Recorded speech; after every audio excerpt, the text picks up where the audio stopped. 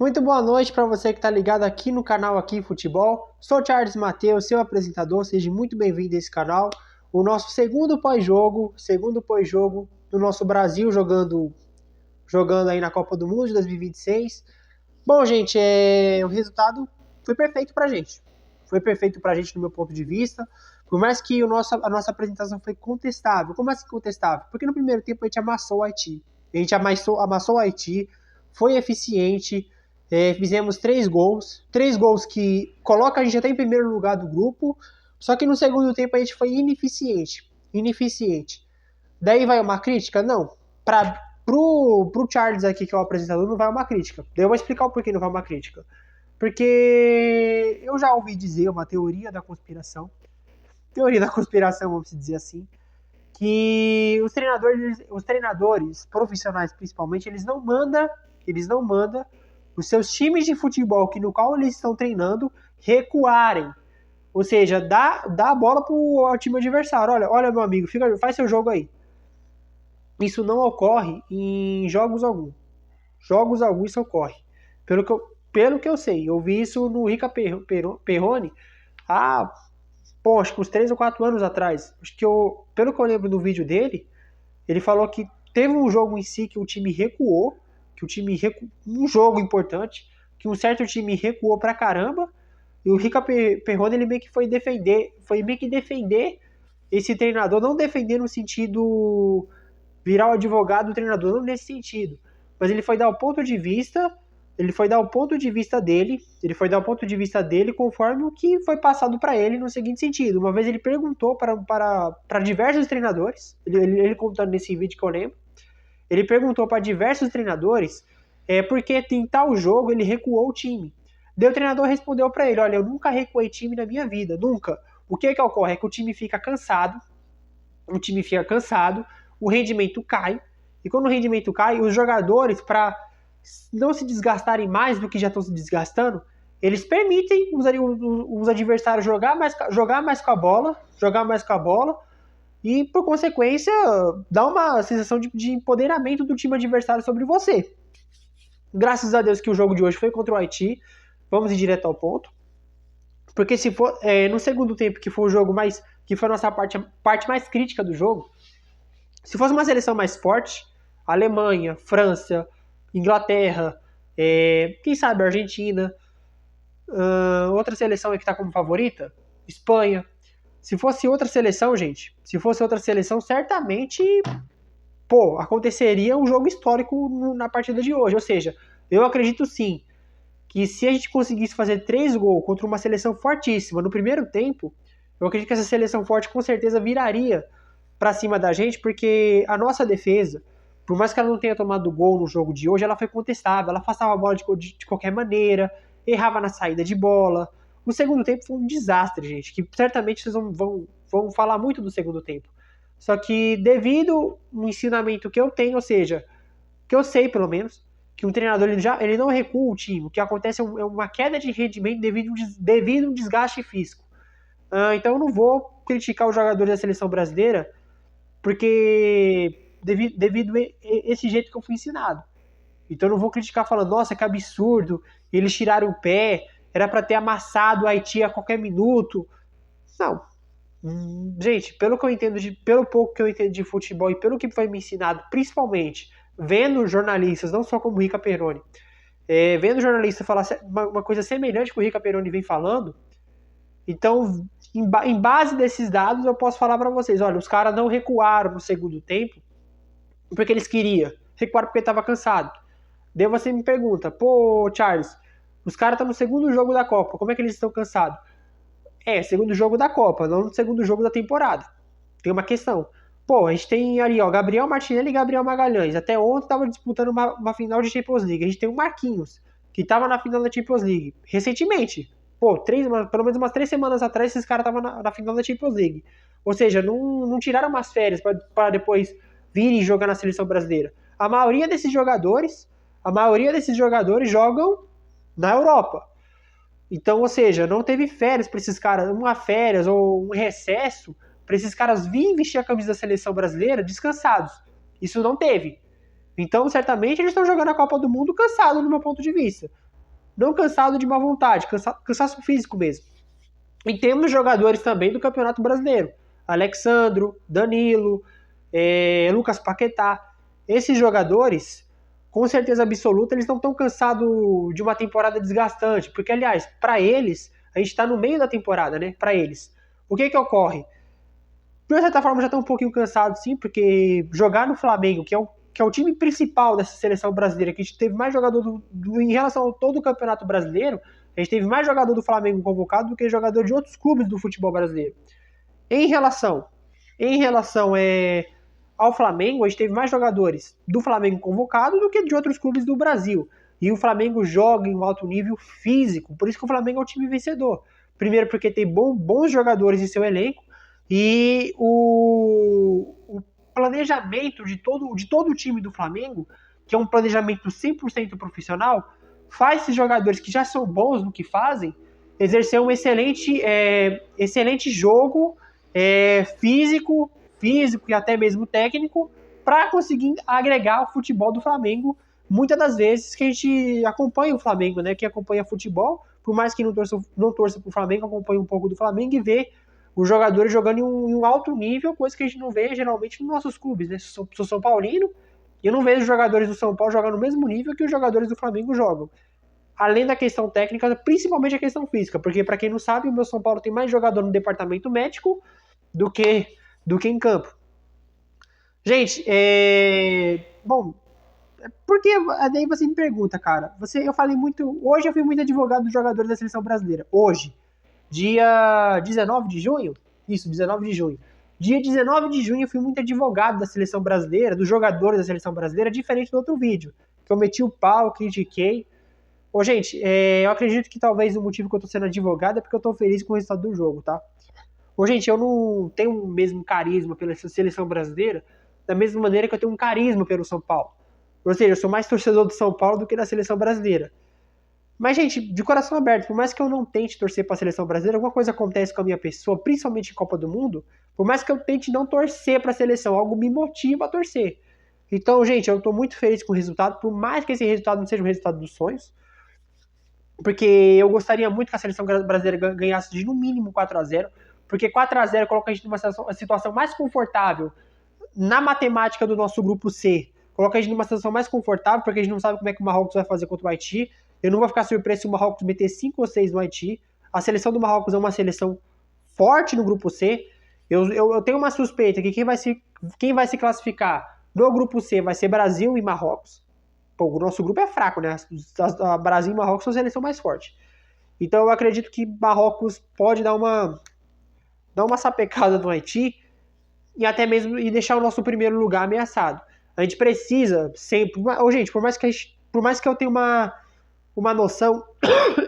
Desculpa, gente. Por mais que eu tenha uma noção que a nossa seleção não vai ganhar essa Copa. Por que não vai ganhar essa Copa? Porque as outras seleções são muito mais fortes que a gente. França, Inglaterra, quem sabe Argentina. Desculpa, gente. Alemanha, até Portugal eu acho mais forte que o Brasil. Ou seja, tem seleções mais fortes, a gente esbarrar com essas poderosas, a chance desses caras amassar a gente é gigantesca. Gente do céu, mano, que tosse dos infernos. Mas vamos falar do Brasil, que é o que importa. Voltando ao assunto principal, desculpa, por mais que eu torça pra seleção brasileira, por mais que eu ame a seleção brasileira, apesar de eu ser São Paulino, esse é o fato, e eu não tenho fé que a gente vai ganhar essa Copa do Mundo 2026.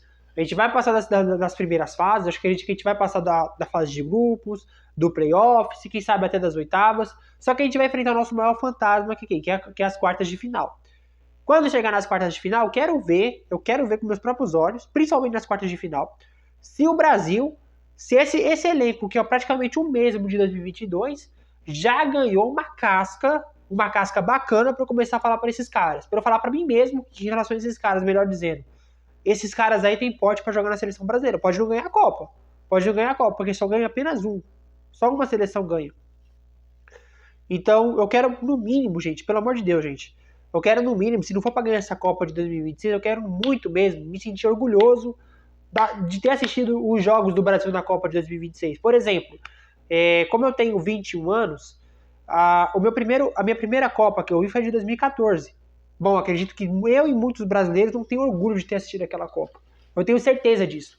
Principalmente por causa do placar de 7-1, que foi em 2014 lá no Mineirão. Eu tenho certeza disso. Só que eu, gente, como eu tenho 21 anos, eu vi naquele jogo da Bélgica, principalmente quando a gente foi eliminado em 2018, lá na Rússia. Gente, eu fiquei feliz com o resultado? Não fiquei feliz. Eu gostaria muito de ter ganhado aquela Copa de 18. Só que eu me senti realizado de ter assistido o jogo do Brasil com aquele jogador específico. Eu acho que eu vou levar uma crítica dos torcedores mais antigos da seleção brasileira, que viu o Ronaldo, o Romário, quem sabe até o Pelé, talvez eu esbarre com algum torcedor aqui no vídeo, quiser assistir o Pelé jogar, mas como eu sou muito novo, os jogadores que jogaram na seleção nesses anos recentes, eu acho que 2018 era o ano que a gente deveria ter ganhado aquela Copa. Não ganhamos, acontece, porque futebol é isso, só ganha apenas um, e na época ganhou a França. Então, como posso dizer, gente, eu não fiquei feliz com o resultado, ou seja, eu gostaria de ter ganhado aquela Copa de 18, mas eu fiquei muito feliz de ter visto aqueles caras jogar. Aqueles caras vestiram a camisa da seleção brasileira de fato, no meu ponto de vista. Por mais não terem feito mágica como as Copas que a gente ganhou. Toda a Copa que a gente ganhou, a gente fez uma mágica, né? Pô, a gente fazia jogos incríveis. Em 2018 a gente não fez um jogo incrível do caramba, mas a gente jogou o que pôde e jogou de forma bacana no meu ponto de vista em relação à Copa de 18. Eu espero que em 2026 agora se repita o que para minha pessoa aconteceu em 2018. Gente, agora eu voltando mais ao assunto em relação a jogo do Brasil e Haiti, eu não vou fazer muito análise do jogo, porque a análise eu já fiz. Para mim, porque assim, de certa forma, pelo que eu observo aqui no YouTube, principalmente aqui no YouTube, os torcedores de todos os clubes, até mesmo os torcedores da seleção brasileira, gostam de ver um influenciador, um criador de conteúdo criticando o time, agora no caso a seleção, sempre criticando, nunca falando bem. Então, bom, eu acho que eu já dei um bolo para vocês, né? Em relação a esse tipo de torcedor, eu já dei um bolo, ou seja, eu já dei o que eles queriam. Para mim, o segundo tempo do Brasil foi péssimo, não só para mim, acho que para muita gente. Era pra gente ter feito no máximo mais 2 gols ainda, dava pra gente fazer. Só que, gente, a seleção, pelo que eu observei nessa semana de 6 dias, né, que o nosso último jogo foi no sábado contra Marrocos. Se passou um intervalo de 6 dias, jogamos contra o Haiti, mas todo mundo não ficou ansioso com o Brasil indo jogar contra o Haiti, pelo que eu observei. Ninguém ficou ansioso com esse jogo. Todo mundo ficou ansioso com o bendito Endrick. O Endrick, pelo que todo mundo viu nesse intervalo de 6 dias, foi um cara muito pedido pelos torcedores. Foi pedido porque, não por causa de mística, porque o Pelé jogou com 17 anos, ganhou uma Copa, não por causa dessa mística. O Ronaldo Fenômeno, sei lá o que aquilo, em 94, sendo reserva. O Ronaldo Fenômeno não foi importante naquela Copa de 94, mas estava lá na reserva. Uma reserva bacana, né? Tem o Ronaldo Fenômeno como reserva. Como reserva, significa que o seu ataque tá melhor do que imaginado, né? Você tem o Ronaldo Fenômeno na reserva e seu ataque é Romário e Bebeto, pelo amor de Deus. Isso é um ataque do Santos para qualquer clube de futebol, para qualquer seleção. Mas, gente, eu percebi que o motivo do pedido do Endrick foi um pedido bacana, porque mostra que os nossos torcedores da seleção brasileira, o que eles querem ver? Eles querem ver o nosso time fazendo gol. O Endrick, ele se mostra um fazedor de gol melhor que o Matheus Cunha e melhor que o Igor Thiago. Ele se mostra, pelos jogos que ele já apresentou recentemente com a camisa do Lyon e mais ainda com a camisa do Palmeiras aqui no futebol brasileiro, ele se mostra um fazedor de gol melhor. Só que o Ancelotti, ele bateu numa tecla, olha, o cara não tá maduro para disputar uma Copa do Mundo com a camisa da seleção brasileira em 2026, mas é importante ter esse cara aqui com a gente. Ou seja, o Ancelotti vê que esse cara é craque, vê que esse cara é bom do que ele faz, só que ele tem que ser lapidado. O Ancelotti está 100% certo no meu ponto de vista, tá? O Ancelotti está 100% certo no meu ponto de vista em relação a isso. Em relação a isso, o Ancelotti está 100% certo, porque, gente, todo mundo pediu o Endrick para jogar esse jogo do Haiti contra o Haiti do minuto número 1 até o minuto 90 por um motivo. Porque a gente criou numa imaginação da gente, no jogo contra Marrocos, que se o Endrick tivesse ido jogar o segundo tempo, ele teria feito o gol que garantia pra gente os 3 pontos. Ficou só na imaginação. Ô, gente, o problema é que se o Endrick jogasse o segundo tempo e não fizesse o gol, será que a gente pediria o Endrick para jogar contra o Haiti no jogo de hoje? Eu arrisco dizer que não. Daí eu tenho certeza que provavelmente vai ter algum inscrito meu aqui que vai me dar uma crítica com razão, falando, poxa, ô Charles, você falou que o Endrick deveria ter jogado o segundo tempo contra Marrocos, para fazer gol contra Marrocos, para garantir os 3 pontos pra gente. Falei mesmo. Só que agora a cabeça esfriou, tá? Naquela hora falei com sangue quente. Eu não gostei de ter visto aquele jogo contra o Marrocos. Naquela hora lá falei com sangue quente. Então é uma opinião que ao longo desses 6 dias eu revi. Me alinhei melhor com o pensamento do Ancelotti na recente coletiva que ele fez. E o que eu pensei, gente, se a gente jogasse o Endrick pra jogar contra Marrocos e ele não fizesse gol que garantisse pra gente os 3 pontos contra Marrocos, se o Endrick não tivesse feito isso, a gente criticaria o Endrick, eu até me coloco nesse grupo, a gente criticaria o Endrick da mesma maneira que a gente criticou ele mesmo em 2024 na Copa América. Porque o Dorival Júnior era nosso técnico na Copa América de 2024, e o que ocorreu, gente? O Dorival não colocava o Endrick pra nada. Mas quando colocava, a gente pedia pro Endrick, de uma certa forma, decidir os jogos pra gente. O Endrick não decidia. E eu lembro que quando acabou a Copa América de 2024, todo mundo começou a criticar o Endrick. De que maneira a gente começou a criticar o Endrick? O Endrick é parecido com o Pelé, só falta o jeito de jogar. Ô, gente, olha, agora, depois que se passou 2 anos daquela Copa América, essa crítica foi muito infundada, do meu ponto de vista, tá? Foi muito infundada. Eu não fiz essa crítica contra o Endrick, porque o que ocorreu mesmo na Copa de 2024, que o Dorival Júnior, na época, não colocou o Endrick para jogar de jeito nenhum, mas eu até lembro, acho que o Dorival fez a maior burrada até da carreira dele, que foi colocar o Endrick no jogo contra o Uruguai, que a gente foi até eliminado daquele jogo, né? Colocou contra o Uruguai nem na fogueira, jogou num prédio em chamas, né? Jogou o Endrick num prédio em chamas. A sorte que os deuses do futebol parece que gostam do Endrick, a sorte é essa, porque dependendo das circunstâncias que acontecesse naquele jogo, que a gente foi eliminado por Uruguai em 2024, dependendo das circunstâncias, certamente o Endrick nem jogaria a Copa de 2026, dependendo das circunstâncias que ocorresse em 2024. Graças a Deus, o Endrick não foi tão afetado com aquela eliminação, foi criticado porque o torcedor é emocionado. A prova disso eu mesmo. Eu critiquei o Ancelotti no primeiro jogo da nossa Copa do Mundo. Eu critiquei, agora tô vendo que foi uma crítica infundada da minha parte. Eu critiquei o Ancelotti naquela primeira rodada da gente contra Marrocos, porque eu tava emocionado, eu queria vencer aquele jogo. Mas não vencemos, faz parte do futebol, não vencer jogos. Eu critiquei o Ancelotti porque eu queria ver o Endrick jogar e, por consequência, garantiu os 3 pontos, mas só Deus sabe o que ocorreria se a gente tivesse colocado o Endrick para jogar o segundo tempo ali contra Marrocos, né? Só Deus sabe. Daí, gente, agora eu vou também rever outra opinião que eu dei no último vídeo que eu falei para vocês. No último vídeo, gente, que eu gravei no pós-jogo contra Marrocos, eu acabei passando para vocês um dado infundado. Ou seja, eu tava vendo o jogo contra Marrocos, eu não fiquei feliz com o resultado, e o Vinícius Júnior, ele empatou o jogo pra gente, garantiu um ponto pra gente, né? E eu passei para vocês um dado infundado, porque na hora da emoção a gente não pensa, né? Qual é o dado infundado que eu passei para vocês? Que o Vinícius Júnior, naquele jogo contra Marrocos, ele estaria no seu segundo jogo seguinte, fazendo gol. E para mim, né, eu critiquei isso como um absurdo. Pô, como é que um cara que é protagonista da seleção brasileira,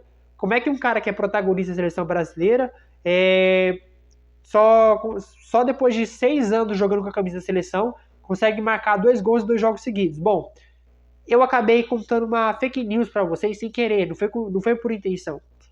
Mas na verdade a crítica era pior, era até mais pior ainda para aquela circunstância. Porque hoje, no dia de hoje, dia 19 de junho, agora sim, o Vinícius Júnior marcou um gol contra Marrocos e agora marcou um gol contra o Haiti. Agora sim, ele conseguiu marcar dois gols em 2 jogos seguidos. Agora sim ele fez isso. O que ocorreu, gente? Eu confundi os jogos. Eu pensei que o Vinícius Júnior ele marcou, na verdade, contra o Panamá, naquela goleada de 6-2. E no jogo contra o Egito ele não jogou muito bem. O que ocorreu? Eu lembro que eu até pontuei os últimos 4 jogos antes, antes do jogo agora contra o Haiti. De quais jogos eu falei? Contra a Croácia, contra o Panamá, contra o Egito e contra Marrocos. Contra o Panamá, contra a Croácia, melhor dizendo, contra a Croácia, o Vinícius Júnior jogou razoavelmente bem. Deu até assistência pro Danilo. O Danilo fez, acho que, o 3º gol. Depois teve o jogo contra o Panamá. Daí sim o Vinícius Júnior marcou um gol. Daí quando jogou contra o Egito, um jogo antes da Copa do Mundo contra Marrocos, aí o Vinícius Júnior não foi muito bem, não jogou muito bem, no meu ponto de vista. Mas o lado bom é que ele se redimiu na hora certa. Contra Marrocos, trazendo um empate pra gente. Trazendo um ponto, pelo menos, né? Foi uma crítica que eu fiz pro Vinícius Júnior na base da emoção. Por mais que ele tenha feito o gol, eu não fiquei feliz com o resultado, então acabei criticando todo mundo. Até mesmo o Ancelotti acabei criticando, que é um treinador que eu gostaria de ver na seleção brasileira na época que ele foi contratado. Agora, gente, falar da realmente... Acho que a crítica mais pesada que eu fiz... no vídeo anterior foi... Como se diz, gente? A crítica mais pesada que eu fiz no vídeo anterior foi pra cima do Lucas Paquetá. Acho que todo mundo viu isso. O Lucas Paquetá fez isso, fez aquilo outro. Pô, gente, no jogo contra Marrocos, o Lucas Paquetá, pelo amor de Deus, errou toda a saída de bola possível. Que eu lembro. Só que eu observei uma coisa nesses últimos 6 dias. Quem foi mais criticado foi o Casemiro. O Casemiro não jogou bem. O Casemiro... só andou em campo. Foi essas críticas que todo mundo fez em relação ao Casemiro, né? Naquele jogo contra Marrocos. Foi uma crítica louvável, com certeza. Só que, gente, acho que agora eu vou discordar da opinião pública. Mas pra mim, na minha opinião, o pior jogador naquele jogo contra Marrocos, eu sei que não é pra estar falando de Marrocos, sendo que o nosso objetivo aqui é falar de Brasil e Haiti. Já falei um pouco já no início do vídeo, só mudei o assunto depois do minuto 11. O que ocorreu naquele... Pra mim, sim. Se a opinião pública falou que o Casemiro é o pior jogador daquele jogo de Brasil e Marrocos, se a opinião pública tá falando isso, acho que o que me resta é concordar de uma certa forma. Daí isso mostra pra mim que realmente o Lucas Paquetá não é jogador de seleção. Mas, poxa, Charles, o Lucas Paquetá hoje no jogo contra o Haiti jogou bem pra caramba. Concordo. Jogou bem pra caramba. Jogou bem o que pôde, na minha opinião. Mas, gente, quem realmente colocou o Brasil na saia justa contra Marrocos foi o Lucas Paquetá, errando saída de bola, de tudo quanto é jeito, errando passe. Cara, isso, quando ocorre uma circunstância do pior jogador em campo, no meu ponto de vista, não ter sido criticado pela imprensa e pela opinião pública, significa que esse cara não é jogador de seleção. Porque mostra primeiramente, que ele não tem a técnica necessária, a técnica fora de nível, para agregar o seu futebol na sua seleção, e primeiro porque ninguém sente falta dele. Eu lembro que quando foi em 2025 ou 2024, ocorreu uma circunstância com o Rodrigo que todo mundo criticou o Rodrigo pela falta de protagonismo dele em relação à sua carreira profissional. O que ocorreu, que eu me lembro? Quando foi esse ano, que acho que o Rodrigo estava quase indo embora pro Manchester City na época, daí o negócio não deu certo. Eu lembro que eu vi vídeos assim, mano, o Rodrigo não é jogador de seleção não, porque ninguém critica ele. Ninguém sente falta dele pra nada. O Rodrigo perdeu o pênalti no jogo importante contra a Croácia em 2022. Não foi criticado. O cara é reserva do Real Madrid. Ninguém sente falta... na época ele era mais reserva do Real Madrid, na época. Ninguém sente falta dele lá no time. Ninguém faz questão dele na seleção brasileira na questão brasileira ou fora da seleção. Ninguém faz questão. Então esse cara não é jogador de seleção brasileira. Bom,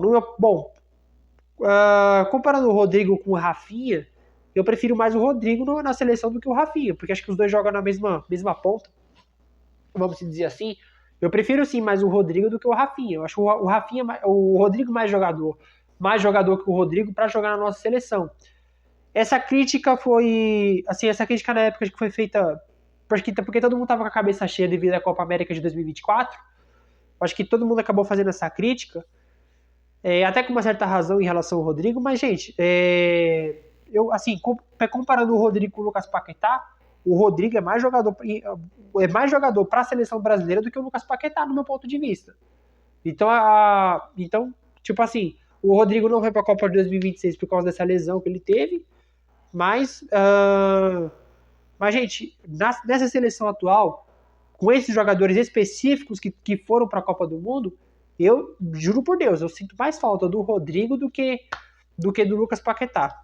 Gente, o nosso vídeo já tá longo, 26 minutos já que eu tô vendo aqui na gravação. Nosso vídeo já tá longo. Daí então, qual é o objetivo desse vídeo para você entender? Porque eu falei muito mais até mesmo do Brasil e Marrocos do que do Brasil e Haiti. Objetivo do vídeo, tá? Que eu já falei nos primeiros 11 minutos. É falar mais no segundo tempo, porque realmente foi um desastre o segundo tempo que a gente apresentou contra o Haiti, mas eu falei os porquês que eu acredito que o Brasil não jogou bem o segundo tempo. A ideia também do vídeo, tá? Depois do minuto 11, é falar das pautas que ocorreu nesse intervalo de 6 dias, né, depois do Brasil e Marrocos, falar das pautas que ocorreram, né, falar do Casemiro, falar do Endrick, daí também corrigir certas opiniões que eu dei no último vídeo que foi gravado aqui pela gente. Então, gente, a ideia do vídeo de hoje, além de ser um pós-jogo, é ser um compilado também da semana que ocorreu na seleção brasileira, né, as notícias que saiu e outras coisas. Agora, vamos falar da melhor coisa que está acontecendo aqui no Aqui Futebol, viu? Em uma semana e meia da existência desse projeto, o Instagram da gente está arrebentando. Vem cá, peraí. Vou mostrar pra vocês, gente, de perto, né? Porque de longe não dá. Espera aí, agora foi. Aqui, gente. Vou mostrar pra vocês, tá? Nosso vídeo tá longo, mas ó o que tá acontecendo.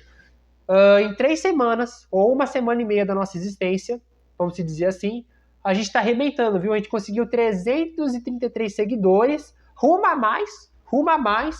E ainda por cima, se vocês conseguirem ver aqui, acho que não vai dar para ver porque vai ficar muito pequeno, mas a gente alcançou 26.800 pessoas ao longo de 3 semanas. Aqui tá falando 30 dias, mas eu lembro que é uma semana e meia, né? Uma semana e meia que a gente alcançou 333 seguidores. Aqui tá falando que nos últimos 30 dias a gente alcançou 26.800 pessoas, né? 26 mil. Só que, na verdade, é uma semana e meia, porque eu lembro que eu abri esse projeto, eu criei esse projeto na semana que o Brasil ia jogar, na primeira semana da Copa do Mundo. Então, gente, tá aqui o nosso Instagram para vocês seguirem, o link vai estar na descrição. Agora vamos voltar a focar no Charles, que o Charles que é o apresentador. Voltando ao assunto do Instagram, do apresentador aqui. Gente, celular velho é fogo, né? Não, você aperta uma tecla não vai. Continuo falando da seleção ainda. Quer dizer, agora do Aqui Futebol. Tô feliz, tá? Com esse resultado da gente aqui no Instagram.